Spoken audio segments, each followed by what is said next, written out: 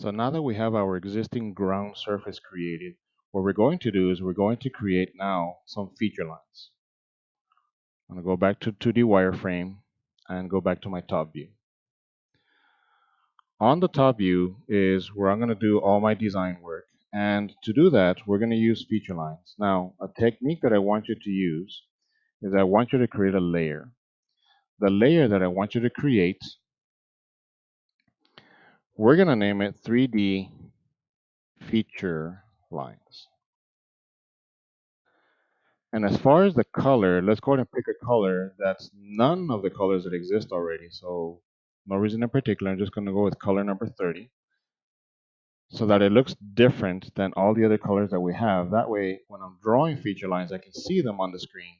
And I won't have to guess at whether it's a feature line or a curved line or something like that. This layer, I'm also going to make it current, and I'm going to use that for my feature lines.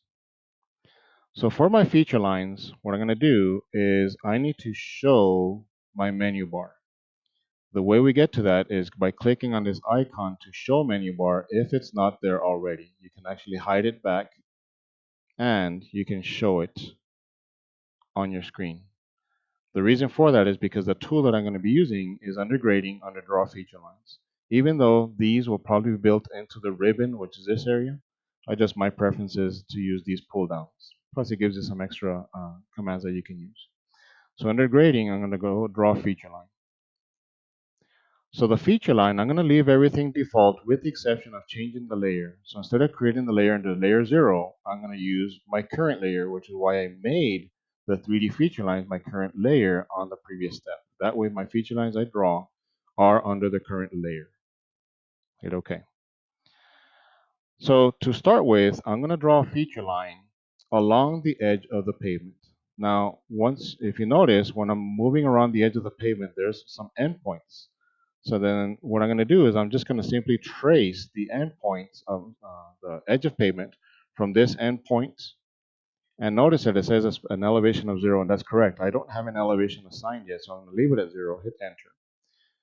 And I'm going to follow along till I find another endpoint. We can maybe use the endpoint of the proposed curve.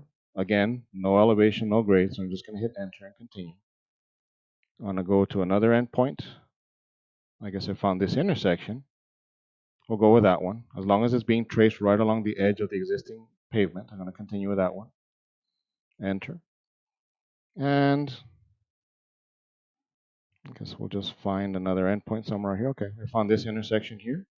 So I'm going to click on that one. And again, leave it at a grade of 0.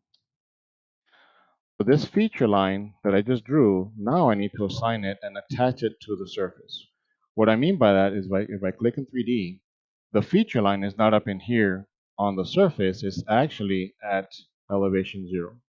So all of this information down here is at elevation 0, which is where you start with. But this feature line, I actually want it to be attached to the surface. So the way we're going to do that is I'm going to go under grading. I'm going to edit the feature line elevations, and I'm going to get the elevations from the surface. Which surface? Well, that's really the only surface that exists. So it's going to be the existing ground surface. And I'm going to hit OK. And then it asks me to select the object. Now, I can do it from this view, or if I select it from the top, I can do it from there. But I'm going to do it here so you can kind of see what it's going to do. Is I'm going to select that feature line, and notice it disappeared, or so you think it did.